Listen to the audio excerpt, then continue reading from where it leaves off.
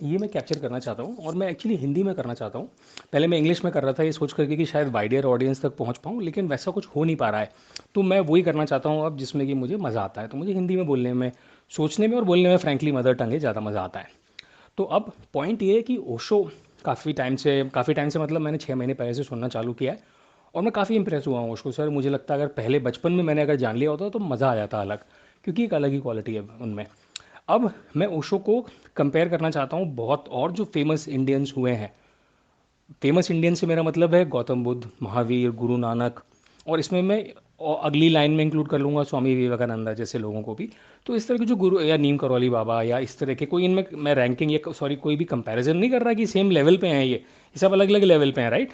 But मैं बोल रहा हूँ इस तरह के जो फेमस लोग हुए हैं उनको और ओशो को अगर कंपेयर किया जाए कि कौन कहाँ पर किस में क्या क्या डिफरेंसेस थे, या फिर how to put all of these in perspective, किस में क्या क्वालिटी थी। तो ये मैं करना चाहता हूँ। लेकिन इससे पहले मैं बता दूं कि ये जो मैं करना चाहता हूँ, मैं ये नहीं बोल रहा कि मैं इस योग्य हूँ कि मैं जैसे सूरज को आप दीपक दिखा रहे हो वो वाली बात नहीं करना चाहता। इसका ऑब्जेक्टिव सिर्फ इतना है कि प्राइवेट कंजम्पशन के लिए, हमारे अपने प्राइवेट यूज़ के लिए हमारे आसपास जो भी चीज़ें आती हैं, रोल मॉडल्स आते हैं, फिलोसफीज़ आती हैं, तो हमें उनको सेंस मेक करना पड़ता है ताकि हम किसको फॉलो करें, कि हम ओशो को फॉलो करें, कि हम गुरु नानक को फॉलो करें, कि हम किसी स्वामी विवेकानंदा को फॉलो करें। तो एक प्राइवेट यूज़ स्टैंड पॉइंट से हमें समझना पड़ता है कि कौन कैसा है, किसके अंदर क्या क्वालिटी है, क्या स्ट्रेंथ है, क्या वीकनेस है। इसका मतलब ये नहीं कि हम उसको जज कर रहे हैं, इसका मतलब ये है कि हम अपने यूज़ के लिए उसको सेंस मेक कर रहे हैं। We are putting all these gurus in perspective. तो उसमें एक एनालिसिस मेरे को निकल के आई है जो मैंने कहीं भी और नहीं पढ़ी, तो मैं ये शेयर करना चाहता हूँ।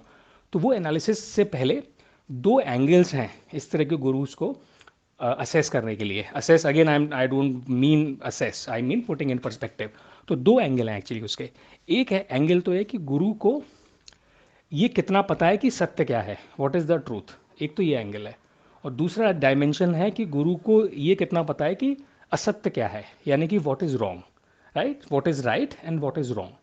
इन दो डायमेंशंस पे अगर मैं कंपेयर करता हूँ तो मैं ये देखता हूँ कि ओशो के अंदर जो सबसे बड़ी स्ट्रेंथ है, जो मुझे और किसी भी गुरु में नहीं दिखाई दी। मैं ये नहीं कह रहा कि मैंने सब गुरु को ढंग से समझा है, बट जो पब्लिकली अवेलेबल मटेरियल है, जो टीचिंग्स हैं, जो आम जनता तक पहुंच जाती हैं, उसको अगर मैं देखूं तो मुझे क्रिटिकल थिंकिंग में ओशो हाईएस्ट लगते हैं।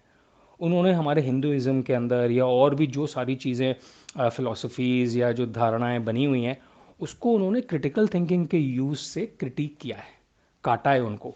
जैसे कि हमारे हिंदुइज्म में जो क्लासेस होती हैं, वर्ण व्यवस्था होती है, उसको उन्होंने कट किया है। उन्होंने इस चीज़ को भी कट किया है कि हम सोचते हैं कि रावण खराब बुरा था, तो उन्होंने बताया है जैसे कि रावण के साथ इनजस्टिस हुआ था कि पहले से ही षड्यंत्र हो गया था कि वो जब स्वयंवर होने वाला था सीता जी का, तो रावण भी वहाँ पर आया था और लोगों को डर था कि रावण ना ले जाए, मतलब रावण ना जीत जाए। तो उन्होंने उसको झूठ बोल दिया कि लंका में आग लगी है, तो वो चला गया वहाँ पर। तो वहीं से स्टार्ट हुआ इनजस्टिस, और फिर उसने एज अ रिजल्ट बाद में सीता को किडनैप किया। तो उन्होंने इस तरह की बहुत सारी चीज़ें बताई हैं। तो उसमें एक क्वालिटी नज़र आती है बंदे में, वो ये है, बंदे से मेरा मतलब ओशो में, मैं बंदा ऐसे नहीं बोलना चाहता, वो क्वालिटी है क्रिटिकल थिंकिंग। कि जो भी गलत असत्य हमारे आसपास फैला हुआ है, गलत गलत धारणाएं फैली हुई हैं, चाहे वो रिलीजन में हो चाहे वो लाइफ में हो, उसको उन्होंने क्रिटिक किया है। तो ये अमेजिंग क्वालिटी उनके अंदर है जो अनफॉर्चुनेटली जितने भी मैंने पहले नाम लिए मुझे नहीं उनके अंदर सुनाई दी या पढ़ी मैंने, हम मुझ तक नहीं पहुंची। और मैं कह रहा हूँ जो मुझ तक नहीं पहुंची मतलब आम लोगों तक नहीं पहुंची, राइट। क्योंकि मैं भी थोड़ा इन चीज़ों को ऐसा नहीं कि मैं बिल्कुल अनभिज्ञ हूँ और ये बात बोल रहा हूँ, राइट। आम लोगों से तो मैं ज़्यादा इन सब चीज़ों के बारे में रुचि रखता हूँ और इसलिए ज़्यादा जानता हूँ आम लोगों से, राइट, कॉमन लोगों से। अब बाकी लोगों में क्या चीज़ क्वालिटी अच्छी थी ओशो के कंपैरिजन में, तो मुझे लगता है बाकी लोगों में जो क्वालिटी अच्छी थी वो थी कि उनको ट्रूथ क्या है इसका ज़्यादा पता था। जैसे कि गौतम बुद्ध ने जो बताया golden path, golden mean, right. बहुत सारी अलग अलग फिलोसफीज उन्होंने दी होंगी, गुरु नानक ने दी होंगी फिलोसफीज, महावीर ने दी होंगी फिलोसफीज, स्वामी विवेकानंद ने दी होगी। तो उनको अगर स्वामी विवेकानंद को हम हटा भी दें क्योंकि वो उस लीग में नहीं है, राइट, बाकी तीनों को अगर हम रखें, तो उनको ये ज़्यादा पता होगा कि सत्य क्या है क्योंकि उन्होंने उस चीज़ के लिए फोकस किया। लेकिन उन्होंने, मैं कभी भी उनको ऐसा क्रिटिक करते हुए नहीं सुना, जबकि उनका तो जो जो आए थे वो आगे निकल के वो हिंदुज़म के अगेंस्ट ही आए थे, मेरे ख्याल से महावीर और गौतम बुद्ध दोनों। लेकिन कभी भी मैंने उनकी क्रिटिक नहीं सुनी। लेकिन क्रिटिकल थिंकिंग में मैंने ओशो को सबसे ज़्यादा सुना। तो ये मेरी एनालिसिस है कि he is very good, Osho is very good when it comes to telling what is wrong, but what is right, what is truth, इसमें मुझे अभी उतना आइडिया नहीं है कि ओशो उतने अच्छे हों। मेरा व्यू ये है कि उतने अच्छे नहीं हैं। व्हाट इज़ रॉन्ग, क्या क्या हमारे आसपास बायसेस हैं, गलत धारणा है, उसमें वो अमेजिंग है। अब एक लास्ट चीज़ ये रह जाती है कि वो इतने पॉपुलर क्यों हो गए। और ये इसका आंसर भी इसी एनालिसिस में मिलता है, क्योंकि जो बंदा क्रिटिकल थिंकिंग करता है और जो चीज़ों को काटता है कि ये गलत है वो गलत है, लोगों को उसमें ज़्यादा मज़ा आता है। इसका सिंपल एग्जांपल है थ्री इडियट्स मूवी।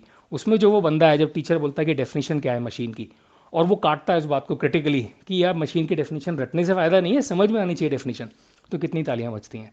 तो जब हम जो चीज़ें स्टूपिड होती हैं हमारे समाज में, जो धारणा स्टूपिड होती हैं या अनक्वेश्चनड होती हैं, हम उनको क्रिटिकली क्वेश्चन करते हैं तो उसमें लोगों को मज़ा आता है, मसाला होता है उसके अंदर। इसीलिए वो शो इतने फेमस हुए हैं और इसीलिए उसका उनके आसपास जो ऑडियंस थी वो ज़्यादा आई। और इसमें एक फाइनल पॉइंट ये है कि इंडियंस टिपिकली क्रिटिकल थिंकिंग वाले गुरु को ज़्यादा नहीं रिगार्ड करेंगे, वो इंटेग्रिटी वाले गुरु को ज़्यादा रिगार्ड करेंगे, जिसकी इंटेग्रिटी, जैसे गुरु नानक की इंटेग्रिटी, राइट। कितने सारे लीडर्स इंडिया में जो भी हुए हैं वो इसलिए हुए हैं इंडिया में कि इंटेग्रिटी पे ज़्यादा फोकस किया गया है, माइंड या इंटेलेक्ट पे कम फोकस किया गया है। बट इसीलिए वो शो का इंडिया में उतना नहीं था फैन फॉलोइंग अपने टाइम में जितने की अमेरिका में थी। लंबा हो जाएगा मैसेज, बट यही पॉइंट है। Thank you.